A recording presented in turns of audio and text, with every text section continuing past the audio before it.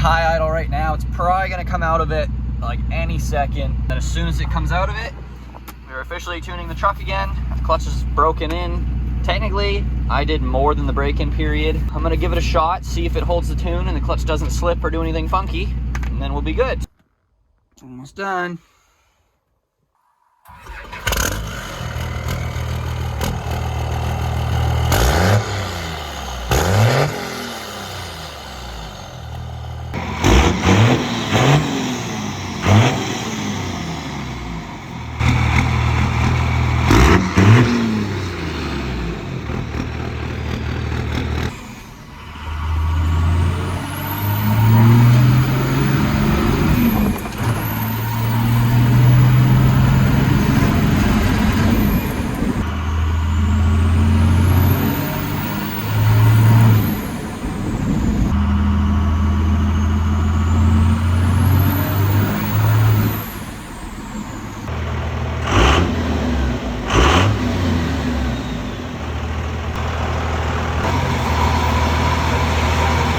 I ended up messing with the tuning a little bit. I had it in like catcher 9, which is the highest one you can do. It locks like wide open throttle at like 30% on the pedal. It went good and I liked the sensitivity of it. I literally could not drive normal without it smoking.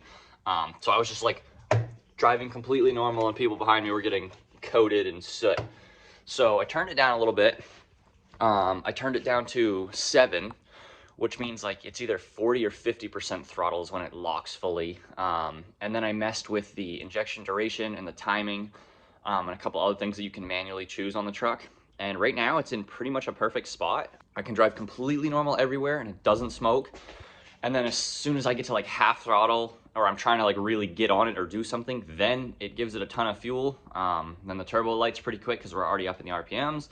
And then it gives it just enough fuel where the turbo actually clears out. It's not choking, it's not like over-fueled like some trucks, and even in the tune before I changed some of the settings, even wide open, smoke was coming out, which, I mean, it's cool, but it's not really how they're supposed to run it. I mean, you're supposed to get enough fuel, and then once the turbo lights, you shouldn't have much coming out of the pipe, because it should be eating all of the fuel. And so that is how it is now. It's no smoke, driving normal, drives comfortably. Once I get on it, there's a bunch of smoke, turbo lights, it just goes and there's not much smoke, it's just hazy. So I think it's pretty much set where it is. I just got a brand new clutch master whole hydraulic setup. Got the new twin disc clutch, it works great. A lot of people say though that the factory hydraulics don't do very well on these trucks for some reason. But I figured I might as well order a new one. Funny thing though, if you guys remember, I ordered a Valère clutch. I heard weird things about southbend.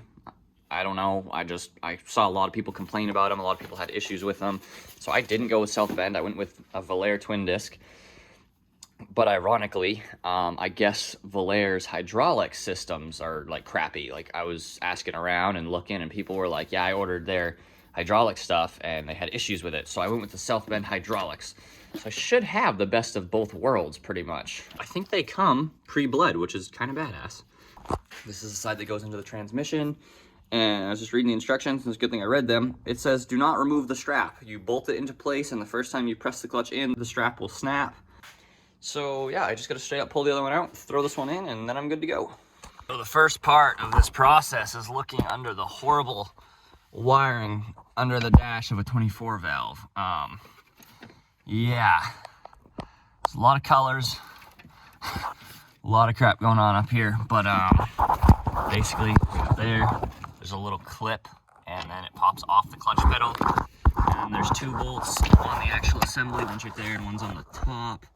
Move both of those and then that slides directly out, and then you just basically unbolt the reservoir up top and you unbolt the 2 bolts on the tranny. So that was actually extremely simple. The clip is like not on there extremely tight. You can just pull it off with your fingers and then your clutch pedal will move freely. Then you also got to unplug this little clip right here, which is the like clutch safety. Basically just lets you start the truck once you press the clutch in. Just got to unbolt these 2 bolts and then the tranny one. That's a pretty simple upgrade. We pulled out this old, extremely tired assembly here. Literally in pieces. It's not supposed to be like that. So yeah, it's officially time. Yeah, and then you just basically pull that up through Gotta make sure there's a couple clips you might have to remove on your way up, but you literally just pull it all out and you're done. Put the new one back in. Entire old assembly is out. Now I just gotta carefully maneuver this thing back into place and button it all up. Okay, it's all in place now. Oh no. Oh, that scared the hell out of me at first, guys. I was like, oh no, that was a clip breaking, but it felt like nothing happened after, and I was like, oh no, but no, it's good now. Start it in neutral and then put it in gear, see if it goes in gear nice. Seems to work a-okay.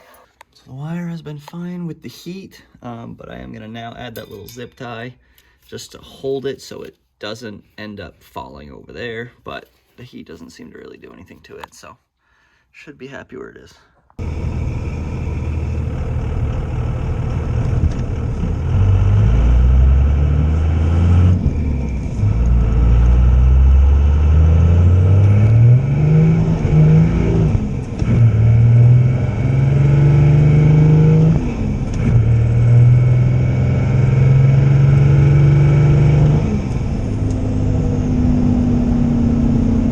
For some reason, wheel hops were wicked bad. Second gear or third gear, I just tried both, and it's even in the rain, so it should be even easier. Sometimes, right when you start off, you'll feel a little bit of wheel hop, and then it comes out of it. Wouldn't come out of it. Like, I sat there for a second just to try, which obviously is not a good idea, because you can really break stuff, but I thought it would come out of it, and it didn't.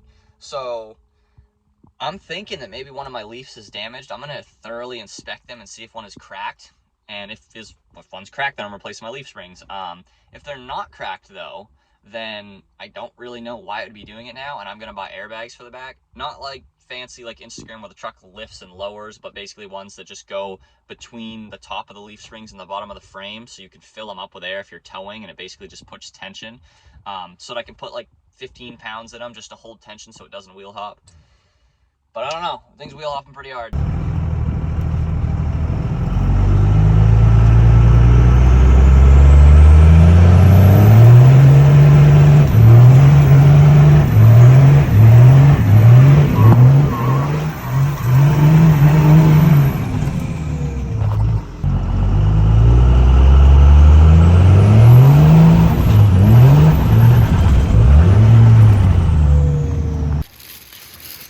I got another new little mod for the truck. It's just a turbo heat sock, heat shield thing. Goes right over the exhaust side of the turbo to keep the engine bay a little bit cooler, not quite as hot, and it sucks some of the heat out of the turbo. Here we go, little turbo heat sock.